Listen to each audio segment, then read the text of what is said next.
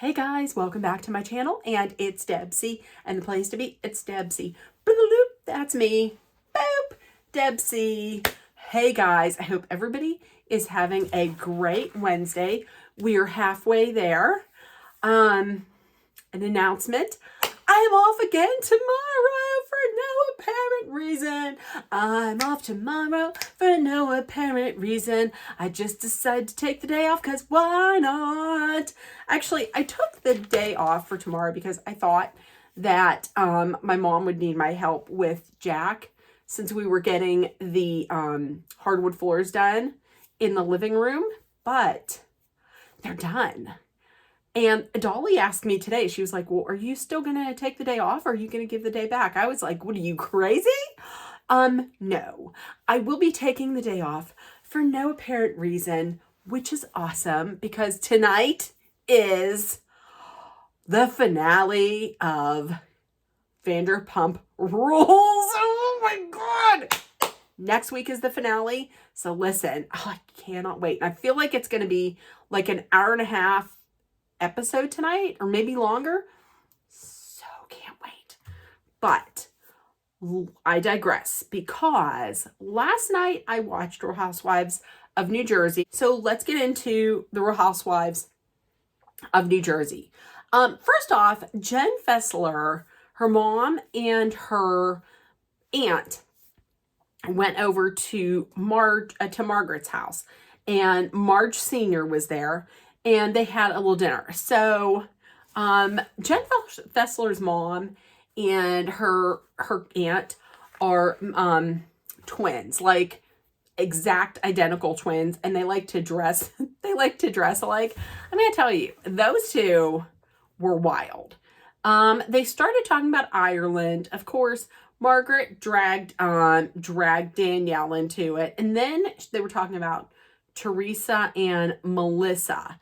And Melissa was saying about how Teresa always says she's all about family, but then she goes and does something like doesn't, include her sister-in-law in her wedding, which I agree. I mean, if you're all about family, why not just include her? Also in this episode, Dolores and Polly met with Frank Sr., Frankie, or the daughter, and Brittany, and they had lunch. I'm gonna tell you, heading in, Dolores said something that is absolutely 100% true. She said, if you're Italian, you don't sit with your back to the door. That's absolutely true. That's something that me and my mom never do. So they sat down and had a lunch to celebrate Frankie Jr.'s new job, his dream job. So Frank said that he just wants Polly to see how the family is together and just let them go back to what it was. Frankie Jr. then says he thinks it's really nice that the family has grown and is extended. Frank had asked Polly, some questions about like, when did you come here? What did you do when you were here? And from talking to Polly about that, he basically has a new respect for Polly, and Polly has actually won Frank over, which is amazing. And Polly had said that Polly had suggested maybe throwing a prohibition party at his place. He had also said that he has talked to Dolores about getting engaged, and he actually already has the ring. And Frank was like, shut the F up. But it didn't seem like it was in like a shut the fuck up. It was more in like a really. So they were talking about it, and then there was talk about like, well, have you thought about asking Brittany to marry you? And he says he has thought about it. And so everything seemed to be in a real nice place for them. I really liked seeing that. Teresa and Louie were talking about, like, they were at their place. They were talking about seating arrangements. It was going to be by alphabetical order. And then they went inside and started talking about the bridal shower. And Teresa had said that Melissa's actions, really don't match up with what's going on in their lives. And then she shows her a text message from from Melissa saying about how she is not going to be going to the rehearsal party because she is saying that she doesn't have time for it. She just has enough time for the wedding. Louis puts it down. He's reading it and then he puts it down and saying he doesn't want to read it anymore. And that they're putting in just no effort. There's no effort to make up with you, and they just blame you. And that it's always her fault. And Teresa then says that she doesn't think it's her brother that is believing all this. She thinks it's Melissa that's in his ear, like feeding him all this information. She then said that Gia had told Joe Giudice exactly what's going on with Joe Gorga. And then Joe Giudice called Louis and basically told him, don't let him interfere, because what Joe Gorga will do is he has a problem with Joe Giudice said that Joe Gorga has a problem with just any man that Teresa has been involved with. He always finds something wrong with the guy that Teresa is involved with. And then Louis calls Louis like, your brother is trash. So calls him trash. Listen, I'm going to tell you,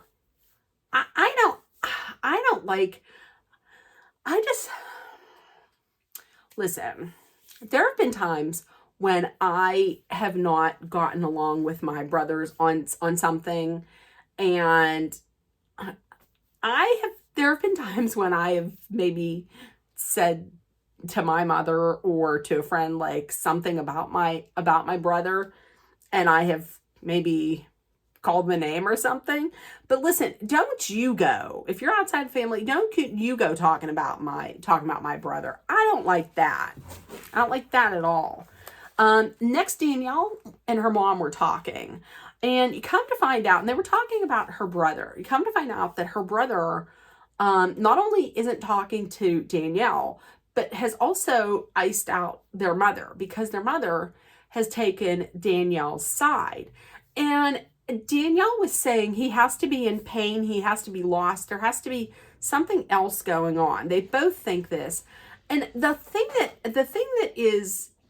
that makes me the saddest about this is the fact that he has a daughter. So his daughter is missing out on time with her aunt, and even more importantly, is missing out on time with her grandparents.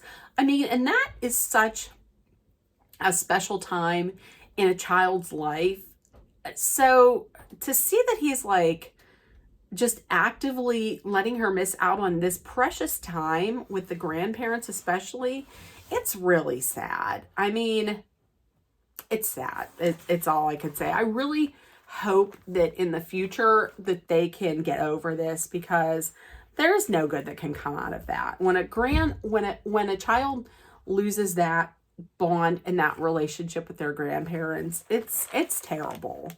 Next we had Jennifer Aiden. Now listen, I'm not a super big fan of Jennifer Aiden. However, part of the next scene, I call it a scene, part of the next little vignette was with Jennifer moving her brother and her sister-in-law and their child into a new apartment, because they just had moved back over from Turkey. And I thought it was really nice that she helped her brother. And there's a lot of times with Jennifer Aiden that I'm like, I don't know, she's a shit star. I don't know that I like her. But then you see this part of her that I thought was really genuine, that I was like, she really took a lot of pride and it just made her heart seem to feel so good that she was able to help her brother and his family. I thought that was really sweet. And it's those times when I'm like, maybe Jennifer Aiden isn't that bad. I mean, she does have a good, kind heart, I guess, underneath all that. But then the other part of the time she was talking to her brother about, how Bill just really doesn't do anything with the kids. And he agreed with her that they both need to go to counseling, but he also said that he can kind of understand why Bill is like that, just because in their culture, like, men are raised to be like the provider and to be the ones that go out and work, while the mothers are the ones who, take care of the kids. Also, Rachel and John were talking about adopting Jaden, and Rachel's just really worried that Jaden's biological mom is going to get this information from the from the attorney, and maybe she's going to use it and be real spiteful. So she's worried about that. But Rachel and John sit down, have a discussion with Jaden about this. And she says to him that if this is going to cause you any stress at all, or if you change your mind that you don't want me to adopt you, then we will absolutely stop it. And he says, absolutely not. I'm not going to stop this. This is what I've always wanted. So he is all in for it. That did my heart really, really good. Okay, so the last part of last night's episode was basically the women getting ready for Polly's prohibition party. So the question that's kind of going back and forth between people is what's going to happen between Teresa and Louie and the Gorgas.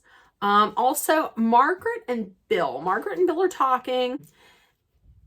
And Margaret says that Danielle brought Lauren up again. Like, why does she keep bringing Lauren up? And she says that Danielle is just always trying to come for her.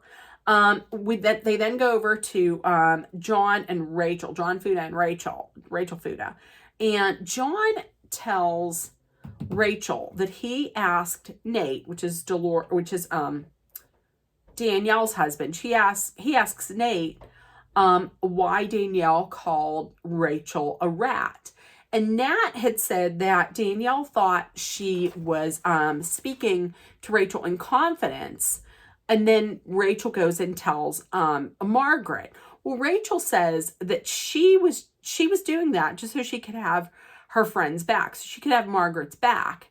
And then she says someone has to be feeding Danielle this information. And it is either Jennifer Aiden or Teresa. So the very next scene, this is funny because Margaret said that Jennifer Aiden said she's not talking to Lauren. Very first words out of Jennifer's mouth were that she called Lauren just to see who she's been talking to since the text messages from Margaret to the friend group were leaked to bloggers. And she was saying that Lauren was saying that she's a snake. She's a snake, meaning, I guess, Margaret's a snake. And Jennifer thinks that Margaret is now nervous because she doesn't know how much Lauren had told. Apparently, Lauren had told a lot. And Melissa didn't want to tell them. And Teresa is wondering if the reason why Melissa didn't say anything to Margaret last year when Margaret had brought up Louie's really weird video is because maybe Margaret has some information on Melissa that Melissa doesn't want out. And Jennifer says that is the case, that Margaret has shit on her. So she doesn't start anything with Margaret. And Danielle then says that, hey, listen, if there were rumors going on about me, I would want a friend to tell me what was going on. And the problem here is Margaret. That's apparent. And lastly, Teresa and Louie are talking, and they're getting ready for the party. Louie says he was the most insulted when Joe said that Teresa is miserable. He said he sees you being happy and living your best life, and he's just saying that you're miserable because he hates to see you being happy, because when you're happy, then you don't need him. You don't need to lean on him, and you don't need for him to do everything for you. And Louie says he's just projecting his miserableness. Like, he's saying that Joe Gorga is just miserable and he has issues, so he's just projecting them onto you so he doesn't have to deal with his miserableness. Teresa says she just wants peace. And Louie's like, well, we've had peace for the last few weeks because we haven't spoken to your brother or Melissa.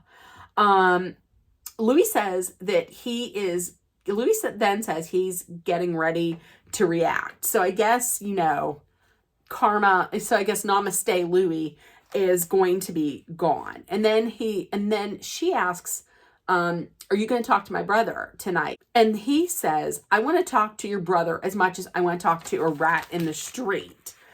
He finds Joe boring. He doesn't want to share a cup of water with him. And he feels like Joe is threatened. He says he doesn't want him at the wedding. He doesn't want anybody wasting a flash on taking a picture of Melissa and Joe. And listen, when he said this, I was like, oh, for Christ's sake, this is a little dramatical. He says, if you saw me in a snake pit, would you pull me out? Well, of course I would. I'm pulling you out. I'm pulling you out of that snake pit. I'm like, oh, get the fuck out of here. Come on. So next week, the finale is going to be the Prohibition Party.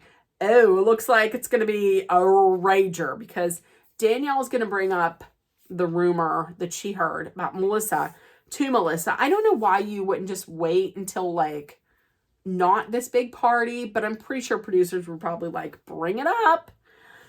And then Louis is screaming out. Louis has this big red face and he's like, he says something like, I don't effing care. And his face is all red. And then he says, oh, wait a minute. No. Before that,